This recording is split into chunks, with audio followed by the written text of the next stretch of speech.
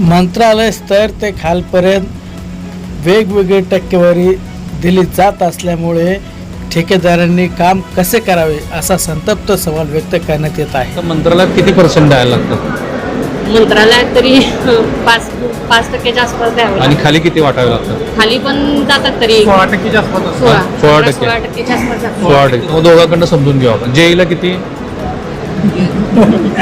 To be honest. जेईंना 2%, एईला येईंना 2%. पुढं प्रत्येक टेबलला लाखाला 100 रुपये असं नाकाला समोर एवढं सगळं करून सगळ्यांना देऊन जीएसटी 18% आणि मग राहिलेलं आपण काम करायचं आणि नफा मिळवायचं. ते बघा, मी खुद्द मुख्यमंत्र्यांना ऑफ रेकॉर्ड बोलताना असं म्हटलं होतं की ही इकोसिस्टीम आहे की जी इकोसिस्टीम करप्शनची आपल्याकडे सेट झालेली आहे. कुणाची इच्छा असो किंवा नसो, त्यांची क्षमता असो किंवा नसो, आता कोणी दुरुस्त करेल असं मला वाटत नाही.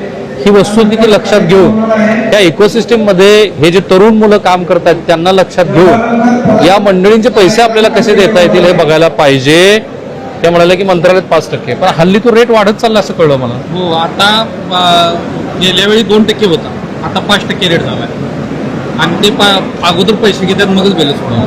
हे सगळ्या पक्षाच्या मंत्र्याकडे आहे ना? सगळीकडे भाजपमध्ये पण आहे. सगळीकडेच आहे. ते जे सांगतात आम्ही काय पार्टी विथ डिफरन्स वगैरे नाही असं नाही, ते तर पहिल्यांदा घेतलं. वा, म्हणजे भाजपचे पहिल्यांदा गेले. पहिल्यांदा. नंतर 2 नंबरला का सगळे 2 सगळे सगळे सगळे त्यातच एका आहे. लाईनला झालेले हा?